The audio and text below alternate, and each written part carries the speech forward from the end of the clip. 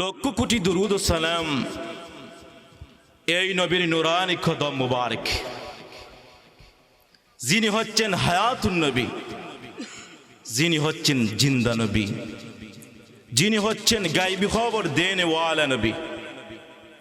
যেই নবীকে সৃষ্টি না করলে আল্লাহ রাব্বুল আলামিন পৃথিবীর কিছুই সৃষ্টি করতেন না। আসমান জমিন, লৌহ কলম, জান্নাত জাহান্নাম সৃষ্টি করেছেন লাউলা মা খালাকতুল আফলাক। যেই নবীকে সৃষ্টি না করলে আসমান জমিন, লৌহ কলম, জান্নাত জাহান্নাম কিছুই সৃষ্টি করতেন না। 18,000 মাখলুকাত সৃষ্টি করতেন না। 80,000 আলম সৃষ্টি করতেন না। 1,24,000 পয়গম্বর নবী ও রাসূল সৃষ্টি করতেন না। যেই নবীর এত পজিশন, যেই নবীর এত ইজ্জত, যেই নবীর এত সম্মান, যেই নবীর এত মর্যাদা স্বয়ং দিয়েছেন রব্বে করিম। আমরা সেই নবীর উম্মত হতে পেরেছি, শুকরিয়াতান আওয়াজ দি বলেন আলহামদুলিল্লাহ। অসংখ্য নবী রাসূল কেঁদেছেন, আল্লাহ আমরা নবী হতে চাই না। আল্লাহ গো, যেই নবীর নাম জান্নাতের গেইটে গেইটে দেখা যায়, যেই নবীর নাম আরশ আজিমের আল্লাহ নামের পাশে দেখা যায়, আল্লাহ আমরা কিতাবের মালিক হতে চাই না। মুসা নবী তুর পাহাড়ে প্রতিদিন আল্লাহর সঙ্গে সাক্ষাৎ করতেন, বলেন আল্লাহ আমি কিতাবের মালিক হতে চাই না। আল্লাহ বলেন তুমি কি হতে চাও? আমি আখিরি নবীর উম্মত হতে চাই। যদি বলি সুবহানাল্লাহ। সেই নবীর এত পজিশন, ঈসা রুহুল্লাহ আল্লাহ কি ফরিয়াদ করেছিল, আল্লাহ যেই নবীর এত শান মান, যার নাম আজানের মধ্যে শোনা যায়, যার নাম নামাজের মধ্যে, যার নাম কবরের মধ্যে, আল্লাহ আল্লাহ গো আপনার কাছে আমার শেষ আবদার। আল্লাহ বলেন ঈসা তোমার কি আবদার? আল্লাহ আমার একটা আবদার, আমার মনে চায় আখিরি নবীর উম্মত হতে চাই। আল্লাহ বলেন যাও, আমি গ্যারান্ট করে দিলাম তুমি কিয়ামতের পূর্বে আখিরি নবীর উম্মত হয়ে আসবে। যদি বলিস যাই হোক, এই নবী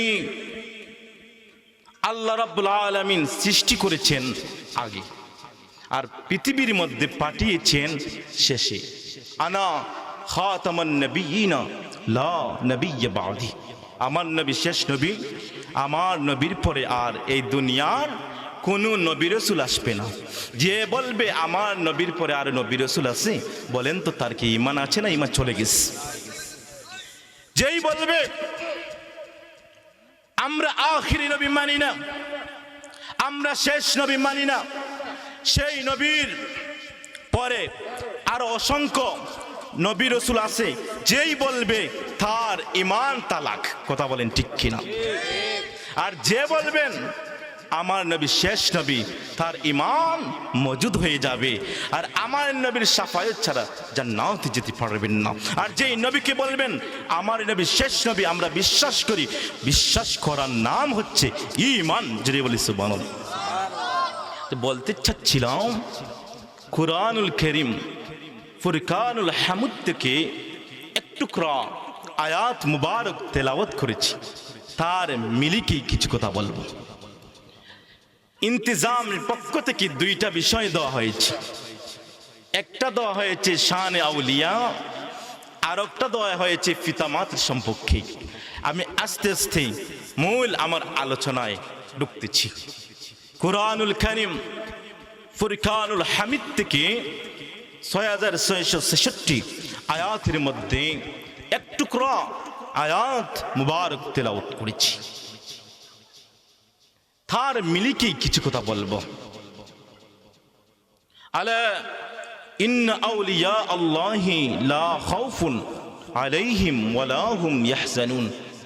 আলা শাবদান ইন্না নিশ্চয়ই আউলিয়া ওলিদের লা খাউফুন, তাদের কোনো ভয় নাই, ওয়ালা হুম ইয়াহজানুন, তাদের কোনো চিন্তা নাই। জোরে বলি সুবহানাল্লাহ। ওলি আল্লাহ আসার কারণে আমরা মুসলমান হয়েছি। যুগে যুগে ইসলামের দাওয়াত দিয়েছেন ওলিরা। নবীর দরজা বন্ধ, কিন্তু ওলি আল্লাহর দরজা খোলা। জোরে বলি সুবহানাল্লাহ। কিয়ামতের আগ পর্যন্ত খোলা থাকবে। তার মধ্যে আউলিয়া যারা ওলি আল্লাহ, তারা যুগে যুগে ইসলামের দাওয়াত দিচ্ছেন। আমাদের সিলেটের জমিনে ইয়ামান থেকে এসেছিলেন বাবা শাহজালাল, বাবা শাহফরান। সিলেটের এই দুইজন এসেছেন এবং আমাদের মৌলভী বাজার এসেছেন হযরত শাহ মুস্তাফা। এইভাবে তারা যুগে যুগে এসে কলিমার দাওয়াত দিয়েছেন, ইসলামের দাওয়াত দিয়েছেন। না হলে পূর্বে যুগে যারা ছিল তারা সবাই হিন্দু ছিল। তারা কি ইসলাম কি তারা জানতো না, কালিমা কি তারা জানতো না। এই ইসলামের দাওয়াত দিয়েছেন ওলি আল্লাহরা। এই গৌরগোবিন্দ ছিল এই সিলেটের নেতা ছিল। তার কথায় মানুষ উঠতো আর বসত।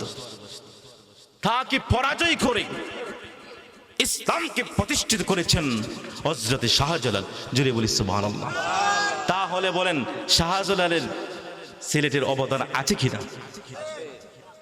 হাজার হাজার মানুষ শাহজালালের মাজারে যায়, শাহফরানের মাজারে যায়, সেজদার জন্য নয়, তারা জিয়ারত করতে যায়। কথা বলেন ঠিক কিনা? যেই মাজারের মধ্যে অশ্লীল কাজ হবে আমরা সেই মাজার সাপোর্ট করি না, আমরা তার প্রতিবাদ করব। আমরা দরকার হয় তাদের সঙ্গে মোকাবিলা করব। এরপরেও আমরা এই বাতিলদের অশ্লীল কাজ যেই জায়গার মধ্যে হয় এই মাজারগুলো আমরা রাখতে দিব না। আর যারা খাস আল্লাহর বান্দা চক্রান্ত করতেছি, শাহজালাল আল্লাহর ওলি, শাহফরান আল্লাহর ওলি, যার আঙ্গুল দিয়ে সেই মাজারের দিকে যার হাত তুলবে তার হাত আমরা ভেঙে দিব। কথা বলেন ঠিক কিনা? সেই মাজার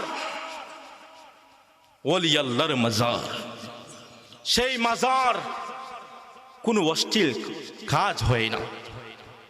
আমরা যাই রাত দিন 24 ঘন্টা, হাজার হাজার মানুষ শুধুমাত্র যায় জিয়ারত করার জন্য। চলে বলি সুবহানাল্লাহ।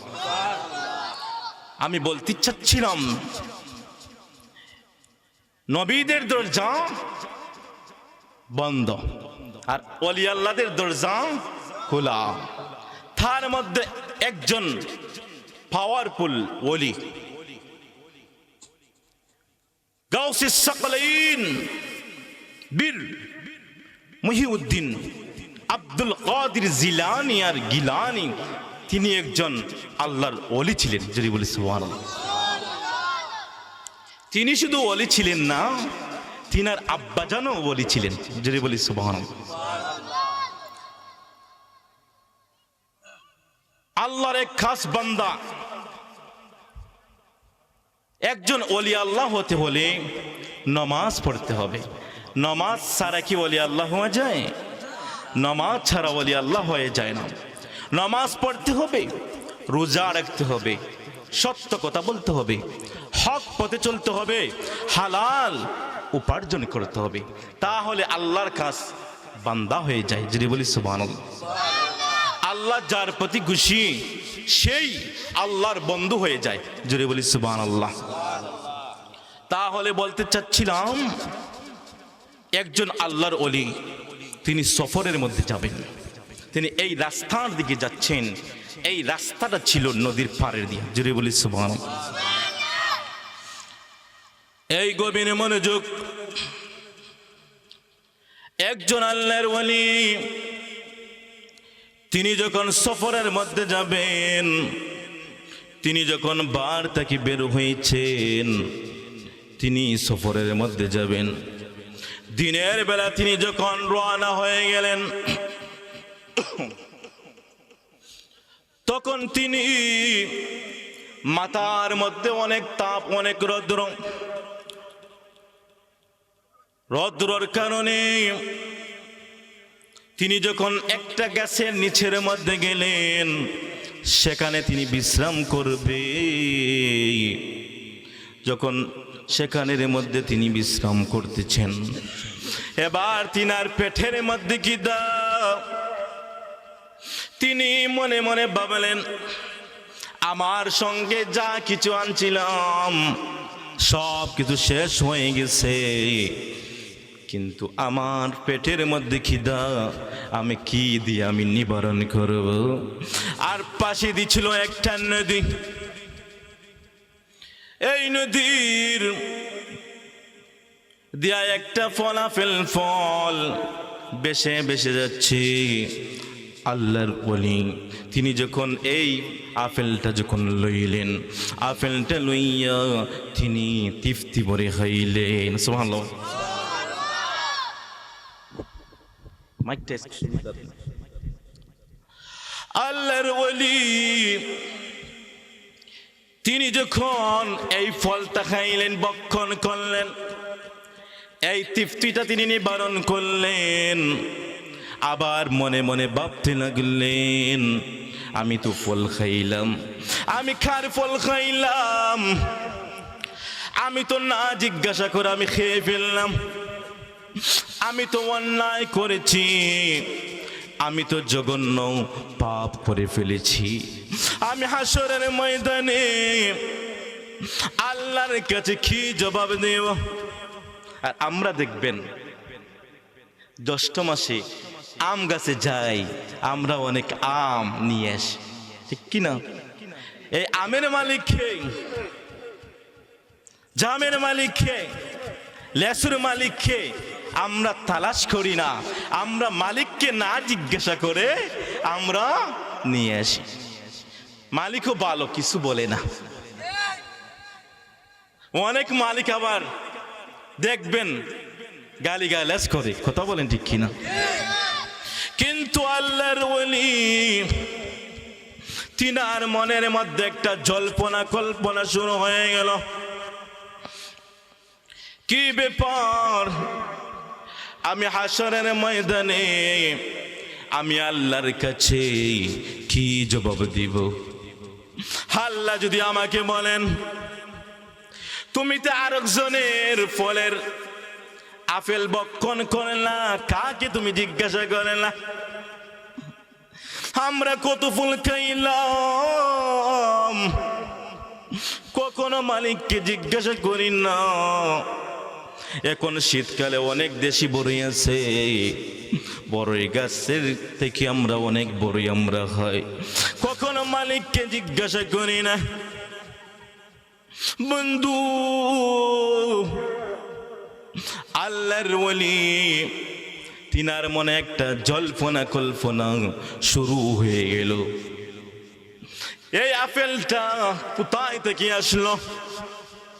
তিনি সন্ধানটা বের করলেন, এই মালিককে তিনি খুঁজলেন, এই আপেলটা কোথায় থেকে আসলো, এই আপেলের বাগানের মালিককে তিনি যখন তালাশ করে করে যখন এই বাগানের মালিককে খুঁজে পাইলেন, চিৎকার মারি বলেন সুবহানাল্লাহ।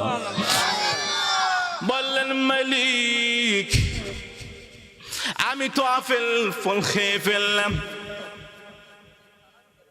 আমি তো অন্যায় করেছি।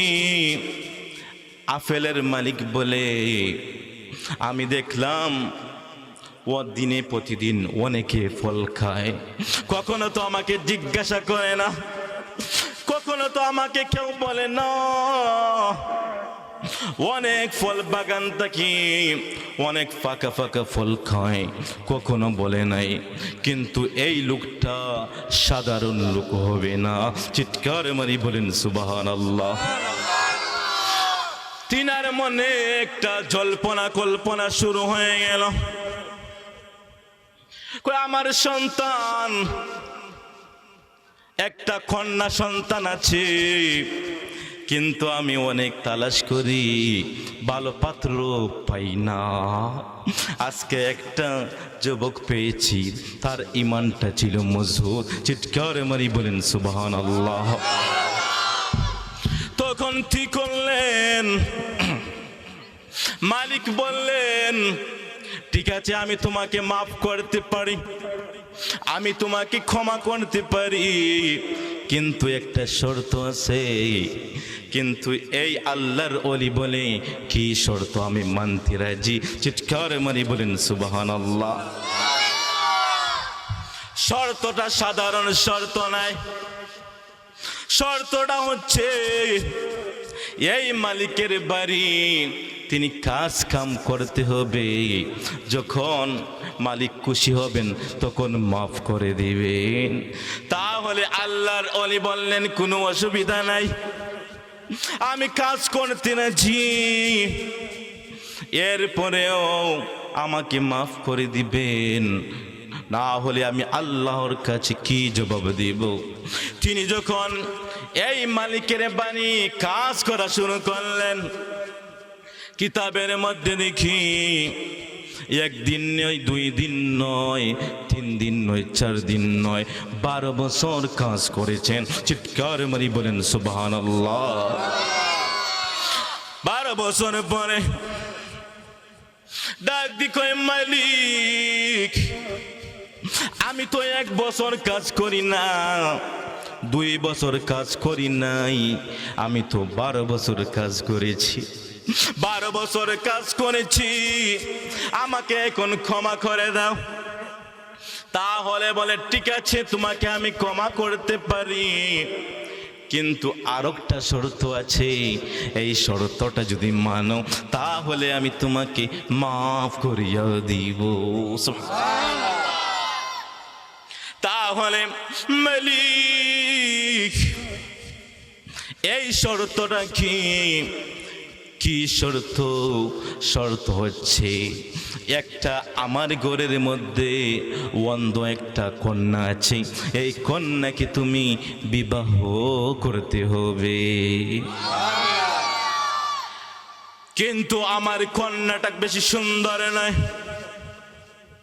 আমার সন্তান, আমার কন্যাটা অন্ধ, আমার কন্যাটা বুবা।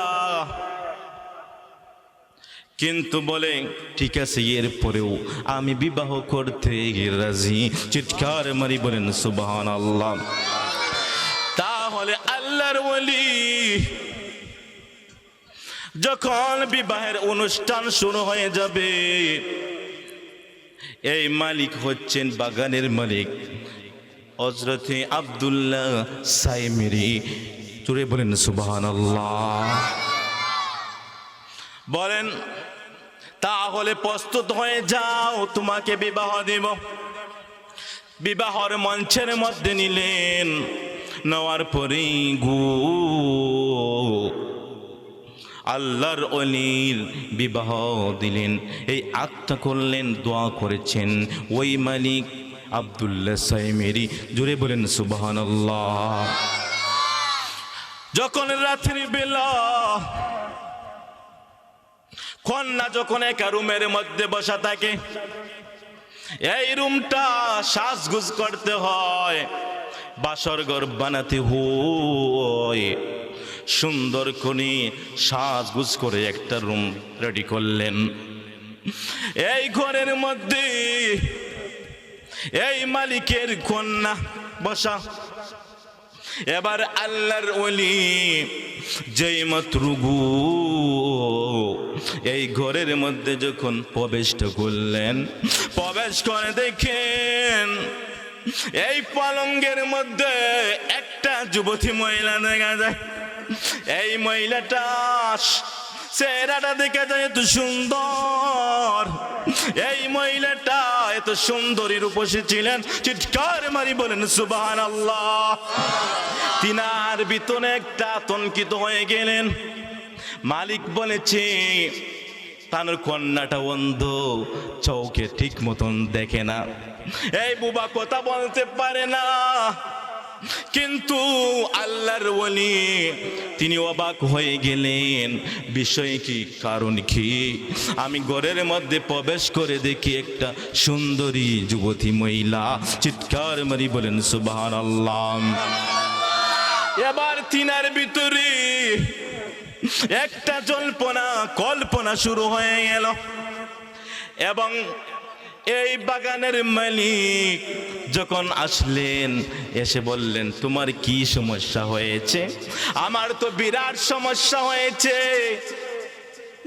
আপনি তো বলেছেন আপনার সন্তান বধির, আপনার সন্তান বোবা, আপনার সন্তান চৌকে দেখে না। আমি তো দেখি সব কিছু টিকাতে সচল। চিৎকার মারি বলেন সুবহানাল্লাহ। আমার সন্তানকে আমি অন্ধ বলেছি কেন জানুনি? অন্ধ বলেছি, পৃথিবীর কোনো মানুষ বেগানা পুরুষ, আমার কন্যা কোনো বেগানা পুরুষ দেখে না। চিৎকার মারি বলেন সুবহানাল্লাহ। শুধু তাই নাই, আমার কন্যা সন্তানকে আমি বুবা বলেছি কেন জানুনি? আমার সন্তানের কথা মা বাবা ছাড়া পৃথিবীর কেউ শুনতে পায় না। চিৎকার মারি বলেন সুবহানাল্লাহ। এইভাবে তিনি যখন বলতে লাগলেন, আল্লাহর ওলি তিনি যখন খুশি হয়ে গেলেন। আর এই আল্লাহর ওলির নাম কি জানেননি? এই আল্লাহর ওলি হচ্ছেন হযরতে আবু সালেহ মুসা জঙ্গি। চিৎকার মারি বলেন সুবহানাল্লাহ। তিনি কার পিতা? আমি আস্তে আস্তে বয়ানে ঢুকতেছি। তিনিও আল্লাহর ওলি। আল্লাহর ওলি দুই প্রকার, একটা হচ্ছে মাদারজাত ওলি, আর আরেকটি হচ্ছে রিয়াজতের ওলি। মাদারজাত ওলি হচ্ছে গাউসি পাক, যিনি মার গর্ভ থাকা অবস্থায় আল্লাহর ওলি হয়ে গেছেন। যদি বলি সুবহানাল্লাহ।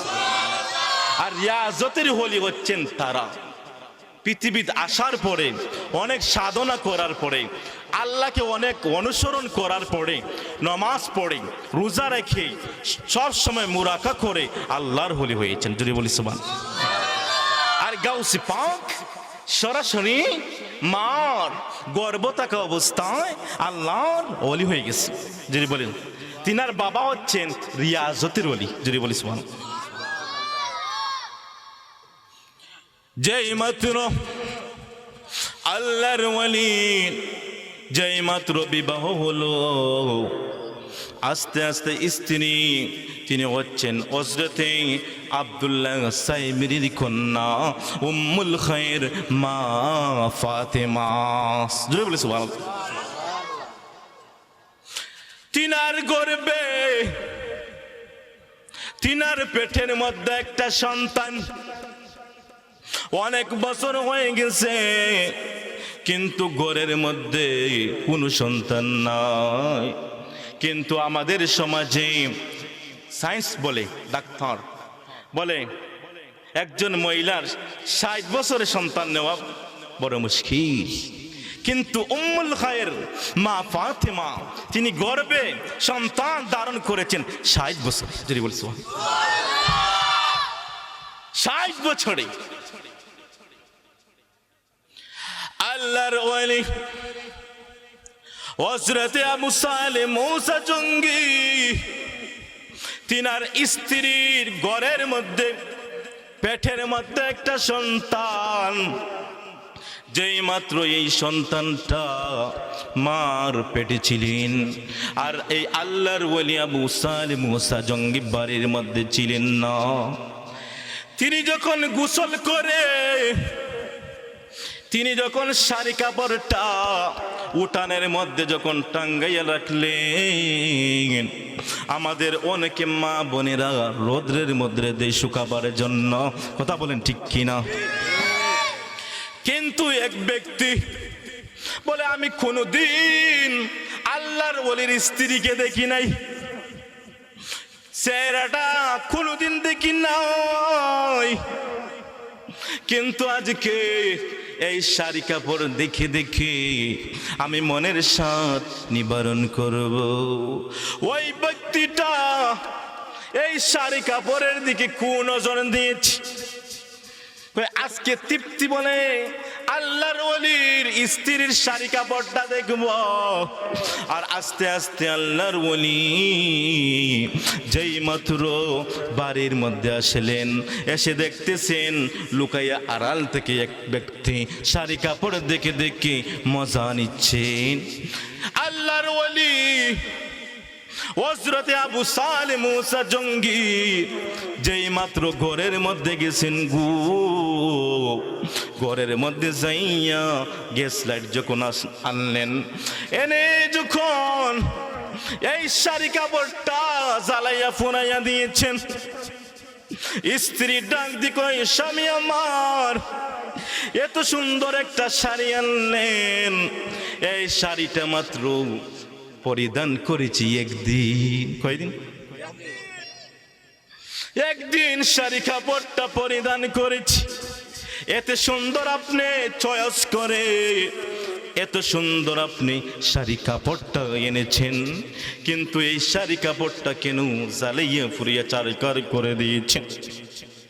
হযরতে আবু সালেহ মুসা জঙ্গি বলে, ও আমার স্ত্রী, আমি যখন বাড়ির মধ্যে প্রবেশ করলাম, প্রবেশ করে দেখি এক ব্যক্তি আপনার শাড়ি কাপড়ের দিকে মজা নিচ্ছে। ওই ব্যক্তিটা শাড়ি কাপড় দিয়া মজা নিচ্ছে, আর আল্লাহর ওলি হযরতে আবু সালেহ মুসা জঙ্গি এই শাড়ি কাপড়টা জ্বালিয়ে দিয়েছেন। স্ত্রীকে বলেছেন, কেন জ্বালিয়ে দিয়েছি জানোনি? এই শাড়ি কাপড়টা যদি তুমি আবার পরিধান করো, তোমার এই শাড়ি কাপড়ের গায়ে তোমার কোন নজর লাগতে পারে, সেই কারণে আমি শাড়ি কাপড়টা জ্বালিয়ে দিয়েছি। উম্মুল খায়র ফাতিমা তিনি আমাদের সমাজের মহিলার মতন মহিলা নয়, তিনি সব সময় পর্দা সহকারে চলাফেরা করতেন, তিনি সব সময় ইবাদতের মধ্যে মশগুল ছিলেন, সব সময় স্বামীর সেবা করতেন।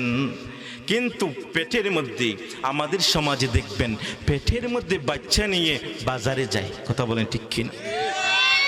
পেটের মধ্যে বাচ্চা নিয়ে মার্কেটে যায়, পেটের মধ্যে বাচ্চা নিয়ে স্টাইল জ্বলছে, জি বাংলা দেখতে ব্যস্ত থাকে, কথা বলেন ঠিক কিনা? কিন্তু দেখবেন এই সন্তানটা ভালো সন্তান হবে না। আর আবু সালেহ মুসা জঙ্গির স্ত্রী বেগানা পুরুষ কখনো দেখে নাই, কখনো বাজার হাট যায় নাই, কখনো তিনার কথা বেগানা পুরুষ শুনেন নাই। তিনি এমন একজন ফরেজগার মহিলা ছিলেন, 5 ওয়াক্ত নামাজ পড়তেন, কোরআন তেলাওয়াত করতেন, সব সময় হক পথে চলতেন, হালাল উপার্জন করতেন। শাশুড়ি ডাক দি কই, বৌমা একটু স্টাইল জলসা জি বাংলা বন্ধ করো না, বন্ধ করে রান্দার মধ্যে যাও। কয় মাথা ঘুরায়, কয় পেটের মধ্যে ব্যথা। ও লক্ষ্মী মা, শাশুড়ি যদি বলে কোরআন শরীফ নিয়ে বসো, কই মাথা ঘুরায়, কই পেটে ব্যথা, তাহলে লক্ষ্মী মা তুমি স্টাইল জলসা জি বাংলা দেখো গমনে, ঠিক কিনা? তাহলে দেখবেন ভালো পথে চলে। আর উম্মুল খায়ের মা ফাতেমার ঘরের মধ্যে এই সন্তান যখন পৃথিবীর মধ্যে যখন ভূমিষ্ঠ হবে, হযরতে আব্দুল কাদের জিলানী কুতুবে রব্বানি মাহবুবে সুবহানি যখন দুনিয়ার মধ্যে আগমন করলেন, আগমন করার পরে মা জননী যখন স্তনের দুধ খাওয়াইবেন, কিন্তু আল্লাহর ওলি আব্দুল কাদের জিলানীর গিলানি বুকে স্তনের বুকে দুধ পান করেন নাই, তিনি স্তনের মধ্যে মুখ লাগান নাই। চিৎকার মারি বলা যায় না সুবহানাল্লাহ। কারণ গাউসে পাক যখন দুনিয়ার মধ্যে আগমন করেছিলেন তখন ছিল রমজান মাস, যদি বলি সুবহানাল্লাহ। তখন মা জননী চেষ্টা করেছিলেন, সন্তান রে, ও সন্তান, তুমি দুনিয়ার মধ্যে এসেছো, একটু বুকের দুধ একটু পান করো। কিন্তু দেখা যায় আব্দুল কাদের জিলানীর গিলানি বুক থেকে স্তন থেকে মুখটা সরাইয়ে নেয়, কারণ তিনি রমজান মাসে রোজা রেখেছেন, জুড়ে বলি সুবহানাল্লাহ। আর প্রথম দিন তিনি রোজা অবস্থা ছিলেন। গাউসে পাক মার গর্ভ থাকা অবস্থায় আল্লাহর ওলি হয়ে গেছেন, সেটা হচ্ছে মাদার জাতলি, যদি বলি সুবহানাল্লাহ। তাহলে এই গাউসে পাক আব্দুল কাদের জিলানী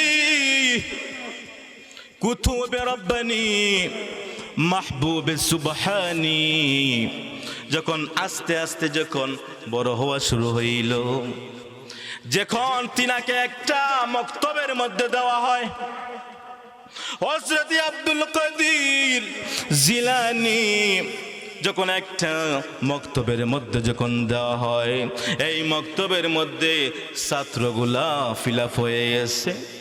এই আব্দুল কাদের জিলানী আল্লাহর ওলি যখন মক্তবে যখন প্রবেশ করবেন গো, যেই মাত্র দেখছেন গো এই মক্তবের মধ্যে ছাত্রগুলা ফিলাপ হয়ে গেছে, কে জানো এসে ডাক দি কয়, ওই ছাত্ররা তোমরা একটু সুযোগ করে দাও, তিনি তো সাধারণ নাই, তিনি হচ্ছেন আল্লাহর ওলি এসেছেন, তিনাকে একটু জায়গা করে দাও। চিৎকার মানে বলেন সুবহানাল্লাহ।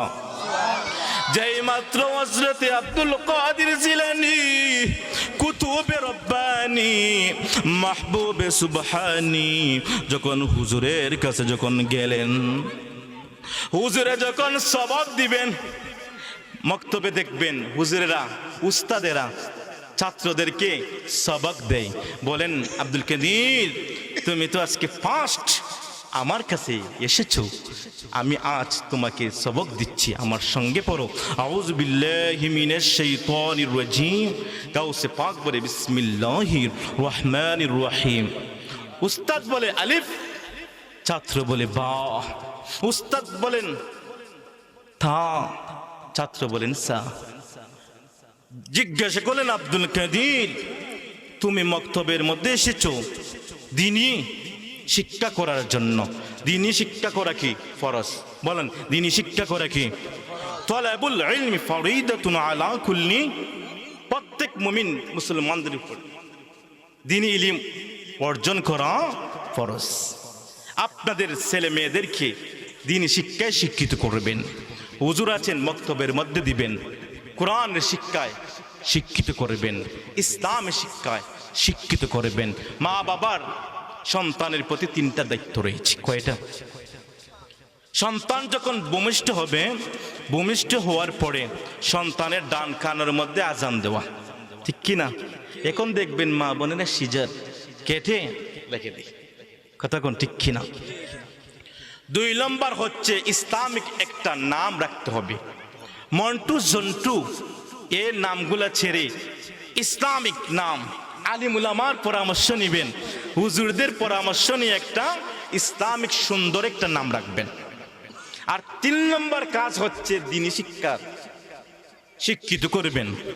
সন্তানকে আপনি স্কুলে পড়ান, হাই স্কুলে পড়ান, কলেজে পড়ান, কোনো সমস্যা নেই, কিন্তু আপনার লক্ষ্য থাকতে হবে সন্তানটা দ্বীনি শিক্ষায় পারদর্শী হতে হবে, ইসলামী শিক্ষায় পারদর্শী হতে হবে। মক্তবের মধ্যে দিবেন, প্রাইভেট পড়াবেন। দেখবেন এখন হুজুরদের কোনো দাম নেই, অঙ্ক ইংলিশ করাবে 1500 টাকা, 2000 টাকা। মসজিদের হুজুর নিবে, কোরআন শরীফ পড়াবে, দ্বীনি শিক্ষা দিবে, বেতন কত? 500 টাকা। মাসের মাস চলে যায় কিন্তু হাদিয়া পায়, বেতন অবশ্যই পারিশ্রমিক দিতে হয়, ঠিক কিনা বলেন? তাহলে বলতে চাচ্ছিলাম, গাউসে পাক আব্দুল কাদের জিলানী, কুতুবে রব্বানি, মাহবুবে সুবহানি, হুজুর যেটা বলেন তিনি আরেকটি বলেন। হুজুরে যদি বলেন আলহামদুলিল্লাহি রাব্বিল আলামিন, তিনি বলেন আর রহমানির রহিম। উস্তাদ বলেন আব্দুল কাদের, ও আব্দুল কাদের, তোমার আম্মাই কি তোমাকে শিক্ষা দিয়া পড়াইয়া আমার কাছে দেয় নাকি? আজকে তোমার আম্মুর কাছে আমি বিচার দিব। যেই মাত্র উস্তাদ গাউসে পাকের আম্মাকে বলে, আপনার সন্তানরে মক্তবে দেওয়ার কি আছে, আপনিই তো সব কিছু শিখাইয়া দাও, আমি তো বলা লাগে না, সে দেখি সব কিছু পড়ে। তখন মা জননী ডাক দি বলে, সন্তান আব্দুল কাদের, উস্তাদে যা বলেছে সত্য নাকি? আব্দুল কাদের জিলানী ডাক দি বলে, মা গো, ও মা, আপনি যখন কোরআন শরীফ যখন তেলাওয়াত করতেন, আপনি যখন 5 ওয়াক্ত নামাজ পড়ে যখন কোরআন শরীফ তেলাওয়াত করতে, আমি গাউসে পাক আপনার পেট দেখা অবস্থায় আপনি 18 পারা কোরআন শরীফ পড়েছিলেন, আমি এই 18 পারা কোরআন শরীফ মুখস্থ করে ফেলেছি। আর জুড়ে বলেন না সুবহানাল্লাহ, বলেন ইয়া রাসূলুল্লাহ, বলেন ইয়া ওলি আল্লাহ। আমরা ওলি আল্লাহকে ভালোবাসতে চাই কি চাই না? তাহলে উস্তাদ অবাক হয়ে গেলেন, আশ্চর্য হয়ে গেলেন। শুধু তা নাই, গাউসে পাক আম্মাকে বলে, আম্মা, আপনি যখন বাড়ির মধ্যে একা ছিলেন, বাড়ির মধ্যে আব্বা ছিলেন না, তখন একটা ফকির আসছিল নি, কয় আসছিল ভিক্ষা চাইছিল নি, কয় হে চেয়েছিল। তাহলে এই ফকির তোমার সৌন্দর্য হাত দেখে এই ফকিরটা লোভ করছিলনি, কয় করছিল। তখন আপনি আল্লাহর কাছে দোয়া চাইছিলেন নি, কয় হ্যাঁ চেয়েছিলাম। তখন আমি ছিলাম আপনার পেটের মধ্যে, তখন একটা বাঘ আসছিল নি, কয় আসছিল। এই বাঘে এই ফকির খায়েল করছিল নি, কয় হ্যাঁ খায়েল করছিল। এই বাঘে আমাকে রক্ষা করেছে, সেই এই বাঘটা ছিলাম আমি গাউসে পাক আব্দুল কাদের। চিৎকার মারি বলেন সুবহানাল্লাহ।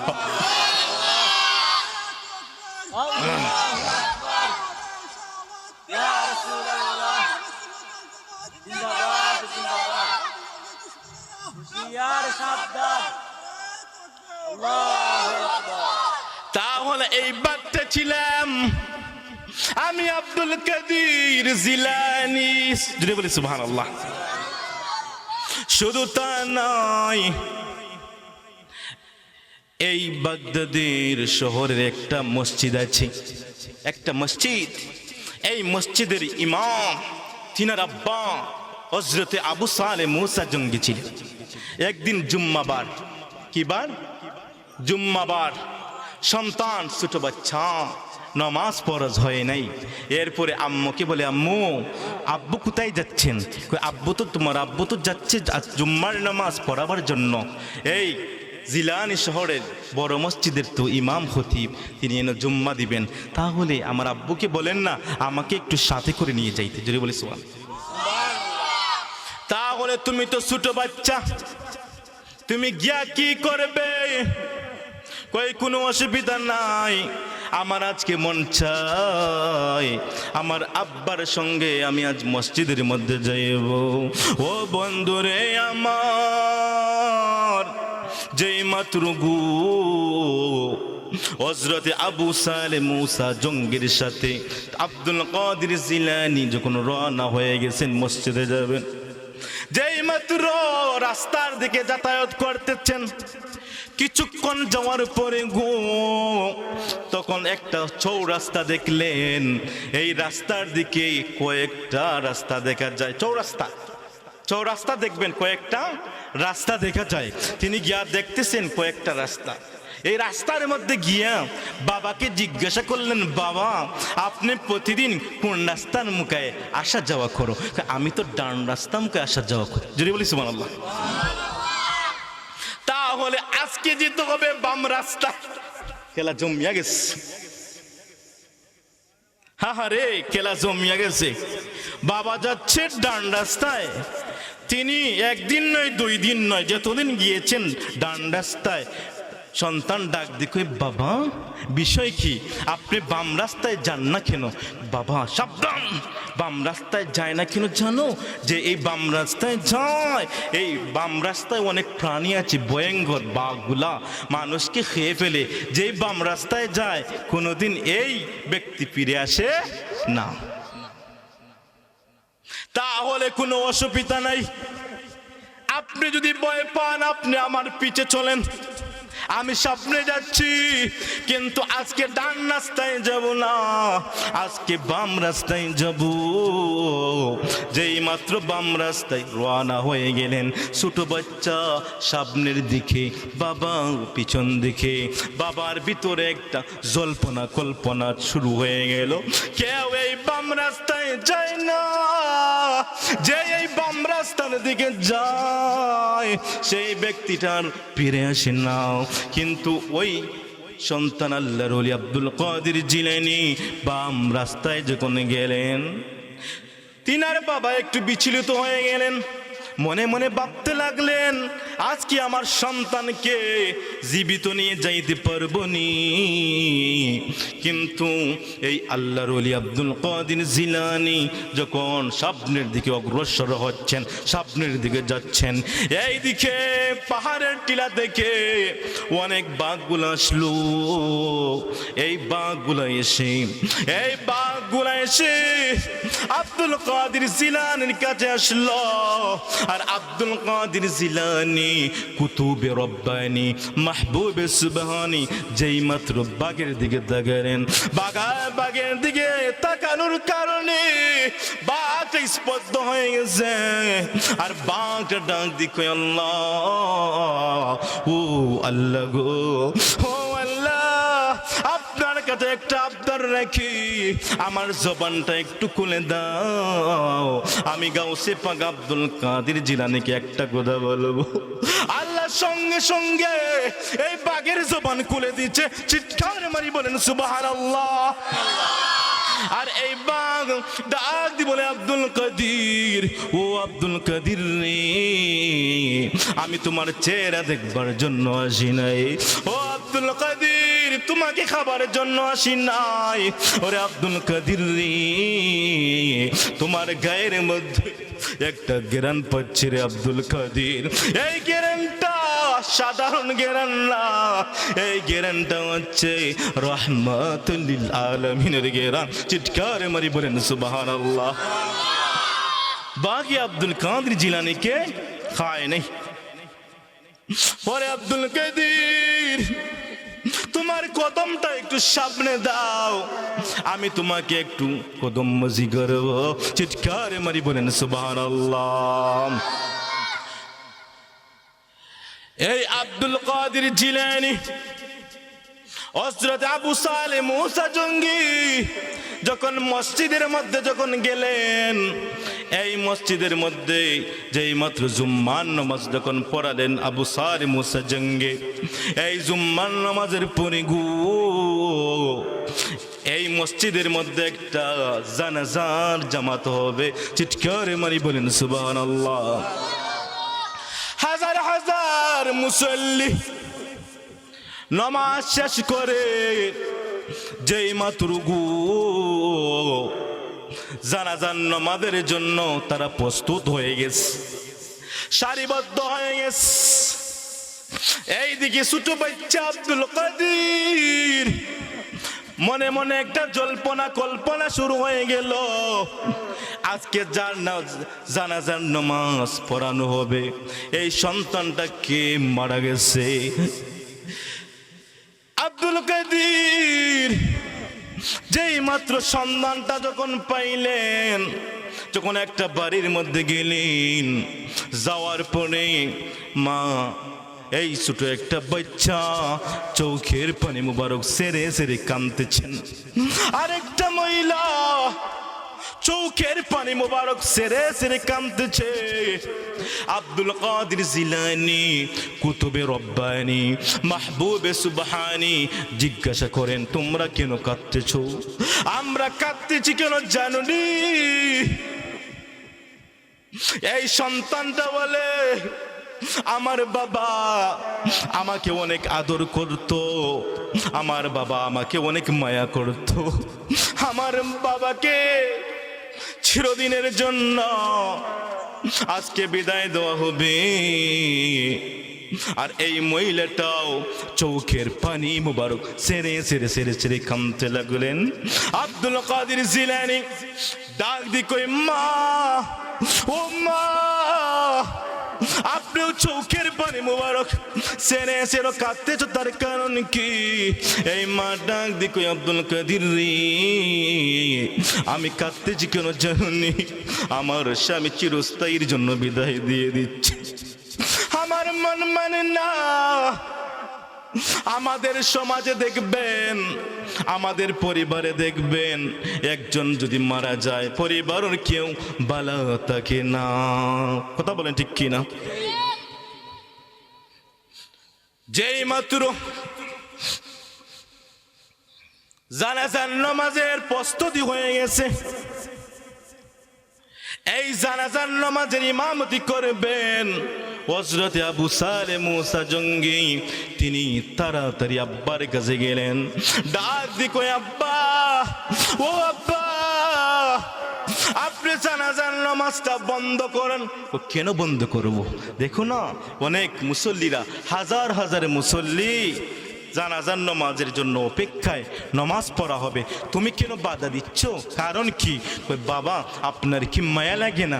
বাবা একটা মহিলা আর একটা সন্তান চৌকির পানি মুবারক সেরে সেরে কাঁদতেছে, আপনার কি মায়া লাগে না? বাবার জন্য সন্তান কাঁদে, মহিলাটা স্বামীর জন্য কাঁদে, আপনার কি মায়া লাগে না? কই মায়া লাগে না তো, কিন্তু অসম্ভব। কিভাবে মরা মানুষ কিভাবে চিন্তা করবা? আমার দ্বারা সম্ভব নয়। তাহলে আব্দুল কাদের জিলানী কুতুবে রব্বানী মাহবুবে সুবহানী ডাক দি কই, আব্বা গো, আমি ওই ব্যক্তিটাকে একটু দেখতে চাই, আপনি এই কাফনটা একটু সরান। যেই মাত্র এই কাফনটা যেই মাত্র সরালেন, সরানোর পরে আব্দুল কাদের জিলানী যেই মাত্র এই মরা মানুষের মুখে চাইলেন, চাওয়ার পরে যখন কোন বললেন, কোন ফায়াকুন বলার সঙ্গে সঙ্গে ওই ব্যক্তিটা জিন্দা হয়ে গেছে। চিৎকার মারি বলেন সুবহানাল্লাহ। আর জোরে বলেন না সুবহানাল্লাহ। আপনারা কি সুবহানাল্লাহ বলতে কি অসুবিধা হচ্ছে? ঈমান মজবুত করেন, আওয়াজ দিয়ে বলেন সুবহানাল্লাহ। বলেন ইয়া রাসূলুল্লাহ, বলেন ইয়া গাউসে পাক। আমরা ওলি আল্লাহকে ভালোবাসতে চাই কি চাই না? ওলি আল্লাহর মাজারে জিয়ারত করতে চাই কি চাই না? আমরা কি জিয়ারতের পক্ষে না বিপক্ষে? আমরা পক্ষে না বিপক্ষে? ওলি আল্লাহর পক্ষে থাকবেন, জিয়ারত করবেন, ওলি আল্লাহর উসিল্লা ধরবেন, ধরে আল্লাহর কাছে চাইবেন, আল্লাহ আপনার দোয়া কবুল করে নেবেন। জোরে বলি সুবহানাল্লাহ। তাহলে গাউসে পাক তিনি মরা মানুষ জিন্দা করে ফেলছে। তিনি কি সাধারণ ওলি? সাধারণ ওলি নয়, তিনি এমন একটা পাওয়ারফুল ওলি। গাউসে পাক তিনার কথা যদি আজ রাতের রাত বলে ফেলি, এরপরও কিন্তু শেষ হবে না। গাউসে পাকের অনেক শান, গাউসে পাক অনেক মান। তিনি হচ্ছেন নবীর আওলাদ, ইমাম হাসান হুসাইনের বংশধর, গাউসে সাকলাইন বীর মুহিউদ্দিন আব্দুল কাদের জিলানী। যদি বলি সুবহানাল্লাহ। তিনি রাস্তার দিকে যাচ্ছেন, মা জননী তিনাকে একটা স্বর্ণ মুদ্রা দিয়েছেন, এটা তোমার কাছে রাখবা, আমানত রাখবা। যখন তুমি যেই জায়গার মধ্যে থেকে যাও, যেই জায়গার মধ্যে সমস্যার মধ্যে পড়ে যাও, তাহলে এই স্বর্ণ দিয়ে খরচ করিও। জুড়ে বলেছি তিনি রাস্তায় যাচ্ছেন, এই ডাকাত একটা দল তিনাকে ঘেরাও করে ফেলছে। এই যুবক, এখনো সময় আছে, আমরা বলার আগে তোমার কাছে কি আছে সব কিছু বের করে ফেলো। আর আব্দুল কাদের জিলানীর আম্মা আব্দুল কাদের জিলানী কি বলেছেন? আব্দুল কাদের, তুমি কখনো কোনো জায়গায় মিথ্যা কথা বলো না। জোরে বলি সুবহানাল্লাহ। তাহলে আমার কাছে একটা আমার মা জননী একটা আমানত দিয়েছিলেন, এই আমানতটা কি? আমার কাছে একটা স্বর্ণ দিয়েছেন, আমার কাছে এই স্বর্ণটা আছে। জোরে বলি সুবহানাল্লাহ। ডাকাতের দলেরা বলে রে, ডাকাতের সর্দারেরা বলে, আমরা কত লোককে ধরলাম, কত ব্যক্তিকে ধরলাম, কখনো মিথ্যা কথা, সব সত্য কথা বলে না, মিথ্যা কথা বলে, কিন্তু সব কিছু দিতে চায় না। আর এই যুবকটা আশ্চর্য ব্যাপার, এ তো সত্য কথা বলেছি, যা আছে তা দিয়েছি, কিন্তু এই ডাকাতের দল মনের মধ্যে একটা জল্পনা কল্পনা শুরু হয়ে গেছে। ডাকাতের সর্দার বলে, আমার যেই স্বর্ণপর্ণরা, আমার যেই লোকেরা আছো, আর লেট করো না, এই গাউসে পাকের কাছে মুসলমান হয়ে যাও। জুড়ে বলি সুবহানাল্লাহ। আর ওয়াদা করো আর কখনো ডাকাতি করব না। গাউসে পাক শানওয়ালে নবী, তিনি যখন গড়ের মধ্যে ছিলেন, সুরের কাজ হচ্ছে চুরি করা। কি করা? চুরি করা। তার দেখবেন সুরের কাজ হচ্ছে রাতে ঘুম নাই, কার বাড়ির মধ্যে গরু আছে, কার বাড়ির মধ্যে ছাগল আছে, কোন বাড়ি আজকে চুরি করা যায়, এগুলা থাকে। এই চুরি করে এই পরিবার জীবিকা নির্বাহ করে। কথা বলেন ঠিক কিনা? কিন্তু এক সুর গাউসে পাকের ঘরের মধ্যে প্রবেশ করে ফেলছে। তিনি দেখতে পারলেন আধ্যাত্মিক শক্তি দিয়ে, তিনি দেখতে পারলেন তিনার ঘরের মধ্যে একটা সুর, এই সুরের আধ্যাত্মিক পাওয়ারে চোখটা অন্ধ করে দিয়েছেন। যদি বলেন না সুবহানাল্লাহ। তিনি আর যাইতে পারে না, সুরটা মনে মনে কয়ে রে, আমি কার ঘরের মধ্যে আসলাম চুরি করতে? এই তো সাধারণ লোক নয়, তিনি গাউসে পাক আব্দুল কাদের জিলানী। জুড়ে বলি সুবহানাল্লাহ। তিনি যখন রাতের বেলা ঘরের একটা কোণার মধ্যে বসা অবস্থায় তিনার কাছে এক ব্যক্তি এসেছিল, খিজির আলাইহিস সালাম। জুড়ে বলি সুবহানাল্লাহ। তিনি যখন আধ্যাত্মিক শক্তি দিয়ে এই সুরটা চক্ষুটা অন্ধ করে দিয়েছেন, ওই ব্যক্তিটা রাতের বেলা গড় থেকে যেতে পারে নাই। এই গড়ের একটা কোণার মধ্যে যখন বসা অবস্থায় তিনার কাছে একটা ব্যক্তি আসলো। এই ব্যক্তিটা ছিল হযরত খিজির আলাইহিস সালাম। এসে ডাক দিকে, আব্দুল কাদের রে, ও আব্দুল কাদের, আমার যে আব্দুল ছিল আমার কাজ করতো, কিন্তু ওই ব্যক্তিটা চলে গেছে। তোমার কাছে কি কোনো লোক আছেনি? আমার কাছে একটা লোক আছে সুর। তাহলে এই লোকটাকে যখন আনা হলো, আর আব্দুল কাদের জিলানী আধ্যাত্মিক শক্তি দিয়া মারিফতের ইলম এই সুরটাকে দান করেছেন। চিৎকার মারি বলেন সুবহানাল্লাহ। শুধু তা নয়, ওই খিজির আলাইহিস সালাম বলেছেন আমার একটা লোক দরকার। এই সুরটাকে আব্দুল কাদের জিলানী কুতুবে রব্বানি মাহবুবে সুবহানি তিনি মারিফতের ইলম দান করেছো। আর খিজির আলাইহিস সালামকে বলেছো নাও তুমি আমার এই আব্দুলকে নিয়ে নাও। চিৎকার মারি বলেন সুবহানাল্লাহ, আর জোরে বলেন না সুবহানাল্লাহ। সালাতুন ইয়া রাসূলুল্লাহ আলাইকুম, সালামুন ইয়া হাবিবাল্লাহ আলাইকুম, সালাতুন ইয়া রাসূলুল্লাহ আলাইকুম, সালামুন ইয়া হাবিবাল্লাহ।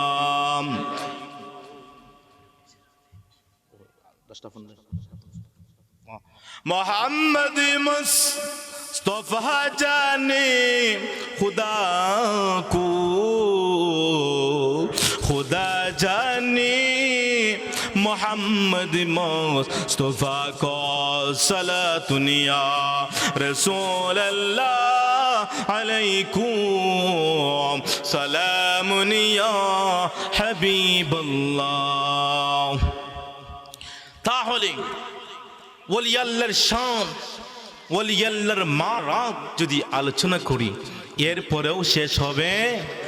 ইন্তিজামি কমিটি থেকে আরেকটা বিষয় দেওয়া হয়েছে পিতামাতা, কিন্তু একটা বিষয় শেষ হয় নাই। আমি একটি আয়াত পড়েছিলাম, আলা ইন্না আউলিয়া আল্লাহি লা খাউফুন আলাইহিম ওয়ালা হুম ইয়াহজানুন। আলা শাবদান ইন্না, নিশ্চয়ই আউলিয়া ওলিদের, লা খাউফুন তাদের কোনো ভয় নাই, আর ওয়ালা হুম ইয়াহজানুন তাদের কোনো চিন্তা। বলেন তো ওলি আল্লাহর কি কোনো ভয় আছে? ওলি আল্লাহর কি কোনো চিন্তা আছে? তাহলে একটা আয়াতের আলোচনাই আমি করেছি, ডানে বামে যাই নাই, কোনো গজলও বলি নাই, সময়গুলো নষ্ট হয়ে যাবে। এসেছি শ্রীমঙ্গল থেকে, কিছু কথা বলে যাই, সেই কারণে আউট কোনো প্রসঙ্গিক কথা বলি নাই, মেন কথাগুলো বলেছি। তাহলে বলতে চাচ্ছিলাম আর একটি বিষয় দেওয়া হয়েছিল পিতামাতার, সব কিছু তো বলতে পারবো নাই, কিন্তু আমরা তো পিতামাতারই আলোচনা ওলি আল্লাহর শানের মধ্যেই পেয়েছি। কথা বলেন ঠিক কিনা? মা বাবা যদি ভালো না থাকতো সন্তান কি ভালো হতো? ভালো হতো না।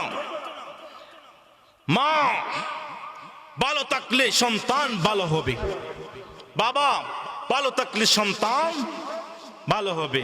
তাহলে আমি একটাই পয়েন্ট ধরব, ওয়াকাদা রব্বুকা আল্লা তা'বুদু ইল্লা ইয়াহু ওয়া বিল ওয়ালিদাইনি ইহসানা। আমরা একটা মাত্র আমরা আল্লাহ তাআলার ইবাদত করি, আল্লাহ ছাড়া কারো ইবাদত করি। আমরা আল্লাহ তাআলার ইবাদত করি এবং মা বাবার সঙ্গে সত্য ব্যবহার করতাম। তাহলে আমরা মা বাবা, অনেক সন্তান আছেন মা বাবার কে সম্মান করতে চাই কি চাই না?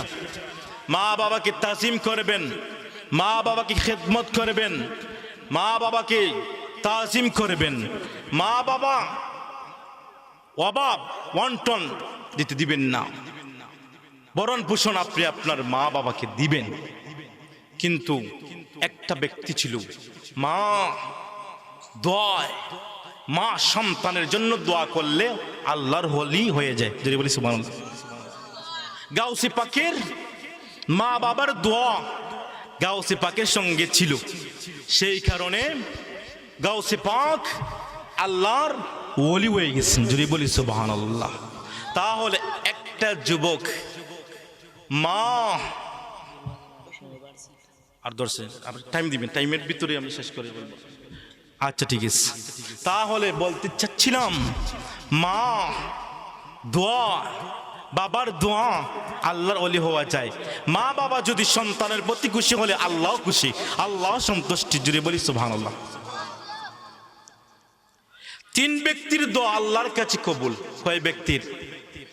এক ব্যক্তি হচ্ছে মজলুম, মজলুমের দোয়া আল্লাহর কাছে কবুল।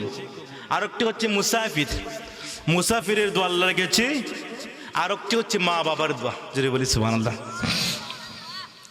তাহলে রাতের বেলা গভীর মনোযোগ অন্তরের মধ্যে কান লাগান, মা জননী রাতের বেলা সন্তানকে বলেছে, সন্তান রে আমাকে একটু পানি এনে দাও, পানির পিপাসা লেগেছে। এই সন্তানটা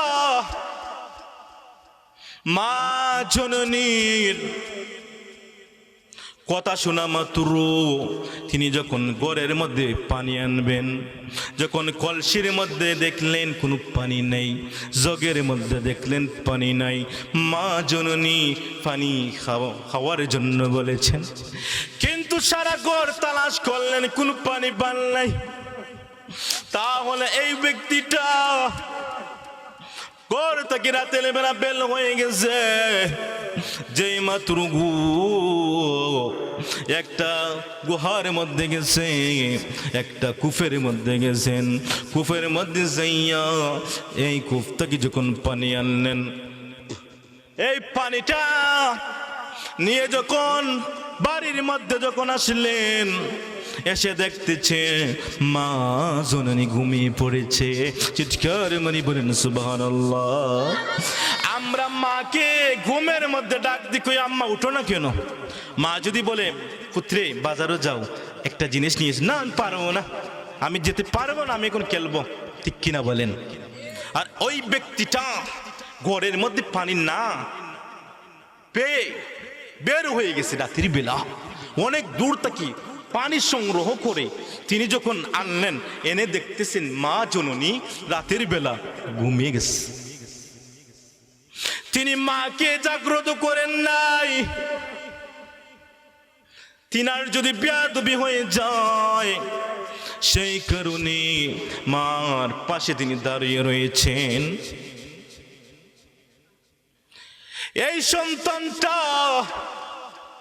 রাতের বেলা ঘুমায় নাই। মা জননী পানি চেয়েছিল, পানি নিয়ে শিওরের পাশে তিনি দাঁড়িয়ে রয়েছেন। এখন কি করবেন? মা জননী যেই মাত্র ফজরের আযান আসলো, আসসালাতু খায়রুম মিনান নাওম, আসসালাতু খায়রুম মিনান নাওম, যেই মাত্র মুয়াজ্জিন সাহেব আযান দিচ্ছে, আযান দেওয়ার সঙ্গে সঙ্গে এই মহিলাটা যখন ঘুম থেকে সজাগ হইলেন, সজাগ হইয়া দেখতেছে তিনার সন্তান তিনার পাশে পানি নিয়ে দাঁড়ানো। জিজ্ঞাসা করা হলেন, ওই সন্তানের রে তুমি কি রাতের বেলা ঘুমাও নাই? কই না না না, রাতের বেলা আমি ঘুমাই নাই। রাতের বেলা তুমি কেন ঘুমাও নাই?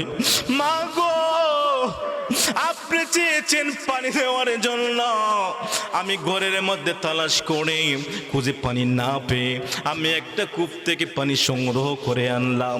আমি আনতে আনতে একটু লেট হয়ে গেছে, এসে দেখি আপনি ঘুমিয়ে গিয়েছেন, আরাম করতেছেন। আমার সাহস পায় না আপনাকে ডাকারে জন্য।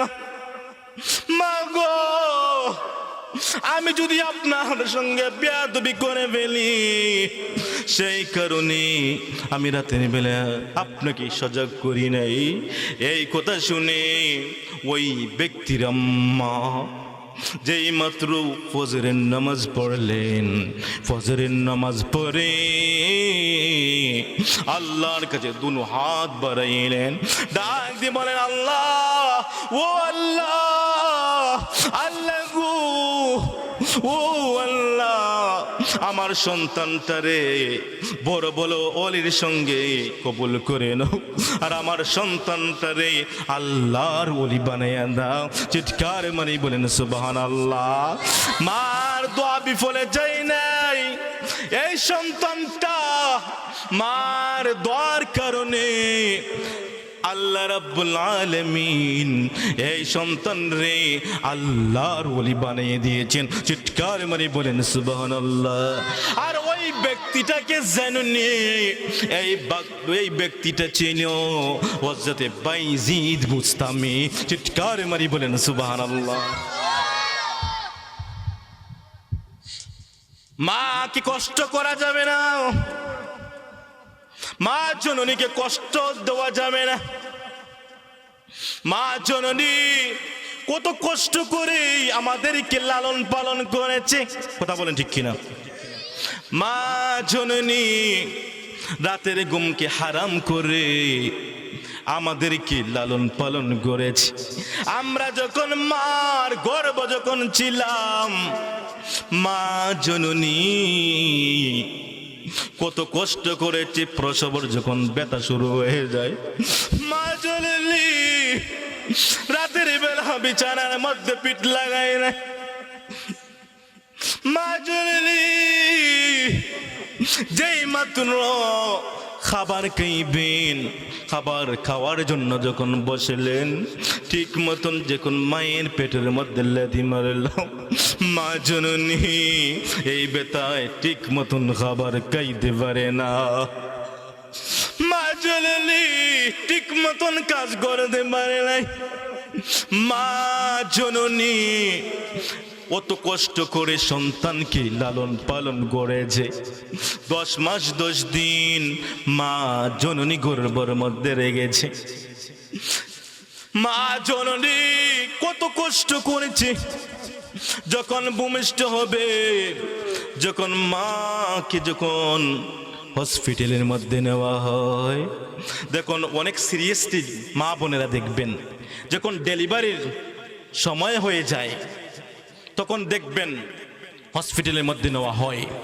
ডাক্তার বলে ভয়াবহ অবস্থা, এই সন্তানকে যদি বাঁচাতে চান তাহলে আপনি বাঁচতে পারবেন না, আর আপনি যদি বাঁচতে চান তাহলে সন্তান বাঁচাতে পারবে না। রাস্তা দুইটা, এখন দুইটা থেকে একটা রাস্তা সিলেক্ট করতে হবে। এই কথাটা যদি মা জননী শুনে, শোনা মাত্র মা জননী বলবে আমি আমার সন্তানের জন্য বাঁচতে চাই না, আমি যদি মারাও যাই এরপরেও যেন সন্তানটা বাঁচে। চিৎকার মারি বলেন সুবহানাল্লাহ। মা কত কষ্ট করে সন্তানের জন্য নিজে না খাইয়া সন্তান রে খাওয়াইছে, নিজে না পড়াইয়া সন্তান রে পড়াইছে। অনেক শিক্ষার জন্য, পড়ালেখার জন্য যা কিছু প্রয়োজন মা বাবা সব কিছু দেয়। বাবা দিনের বেলা কাজের মধ্যে যায়, কাজ করে যখন অনেক দিন কাজ পায় না, এরপরেও সন্তানকে বুঝতে দেয় নাই।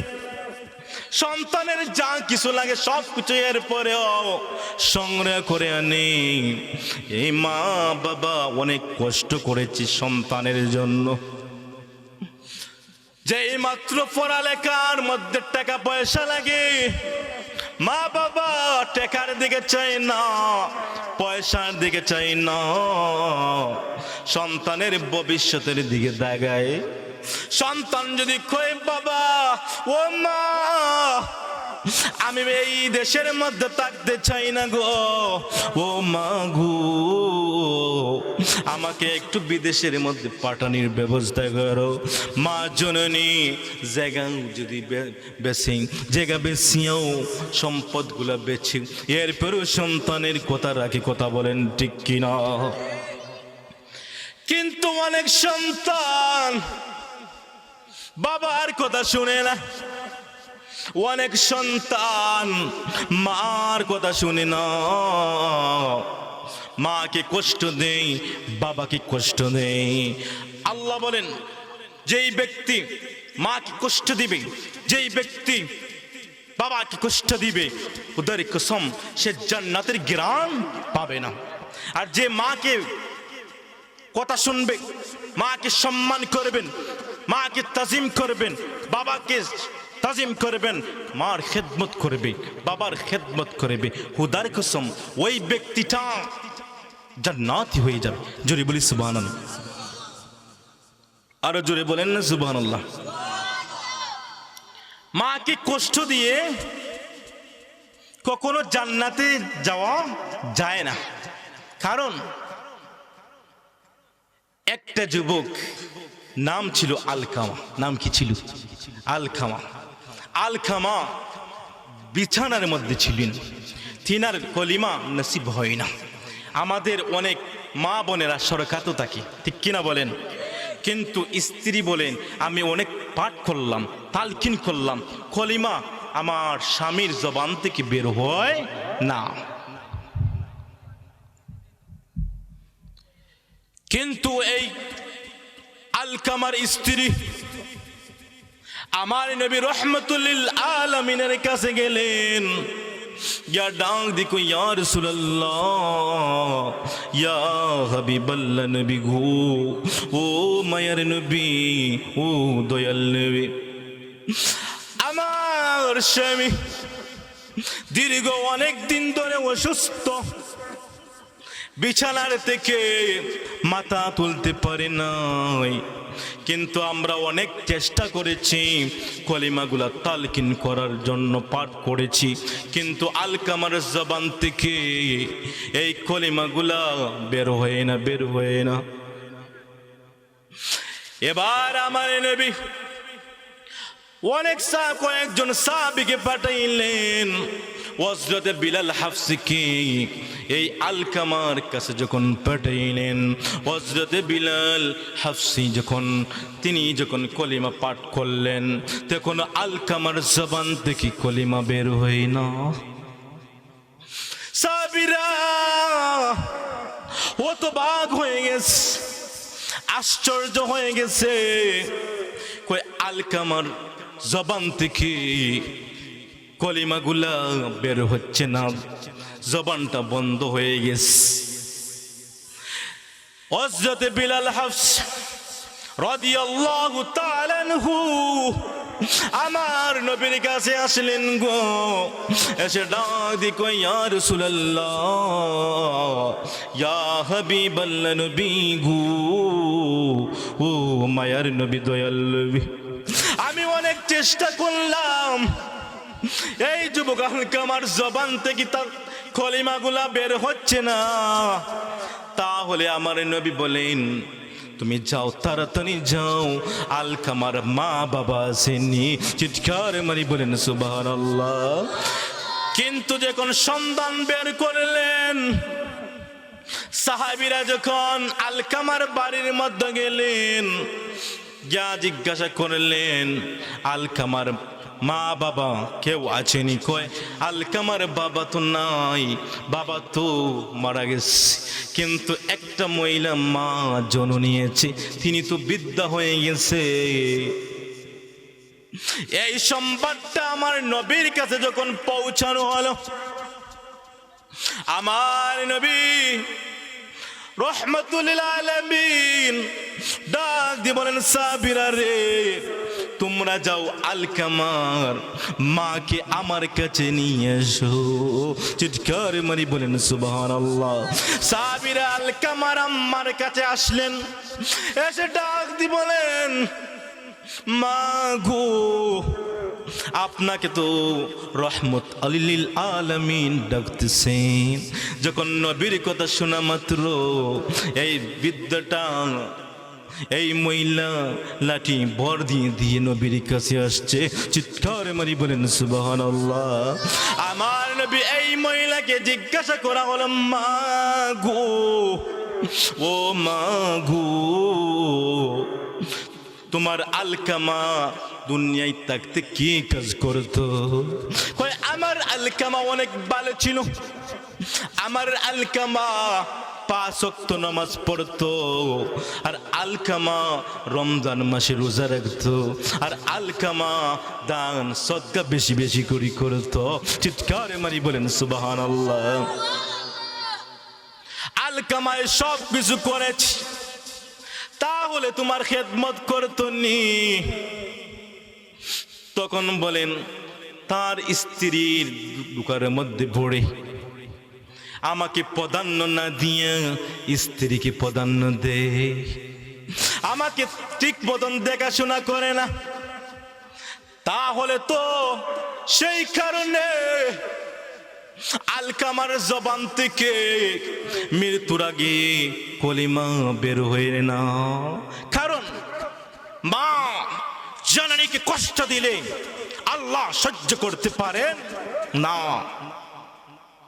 আলকামার জবান থেকে কলিমা বের হচ্ছে না, তালকিন দেওয়া হচ্ছে, বের হচ্ছে না।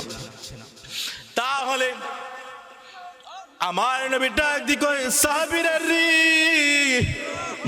ও সাহাবীরা, ও সাহাবীরা রে, তোমরা তাড়াতাড়ি একটু কাঠ সংগ্রহ করো। কি সংগ্রহ করো? কাঠ। তোমরা একটু কাঠ সংগ্রহ করো। কয় কাঠ দিয়ে কি করবেন? কাঠ তোমরা সংগ্রহ করো।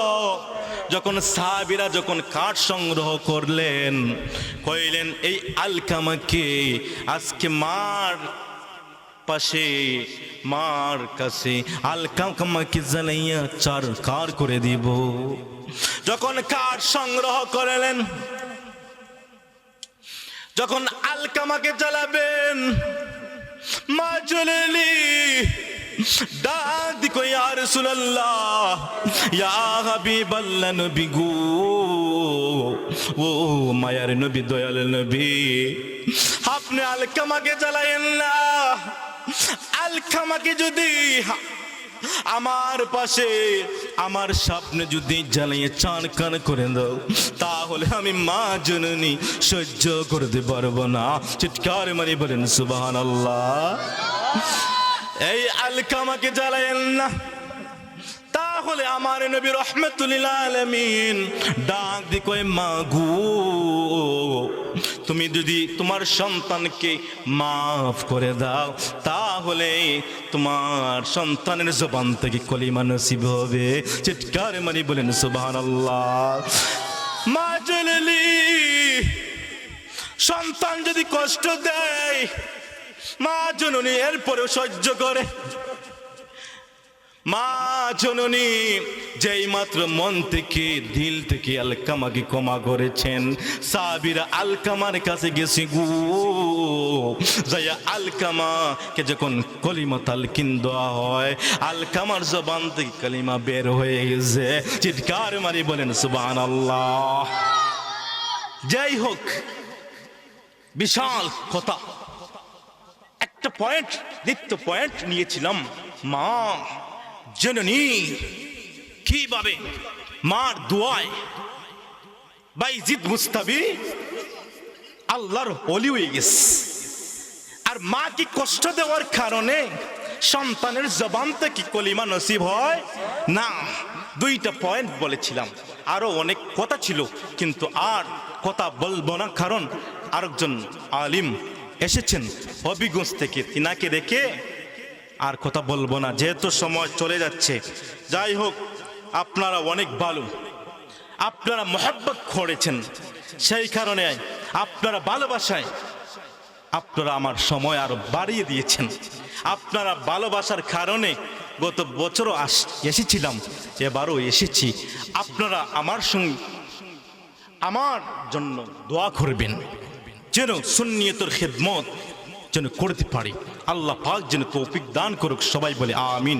আর আল্লাহ পাক যেন আপনাদের প্রত্যেককে, দুইটা পয়েন্ট বলেছিলাম, ওলি আল্লাহকে ভালোবাসবেন, ওলি আল্লাহর মাজারে যাবেন, জিয়ারত করবেন, যেখানে অশ্লীল অসামাজিক কাজ হয় সেই মাজারে যাবেন না, সেখানকে ভালোবাসবেন না।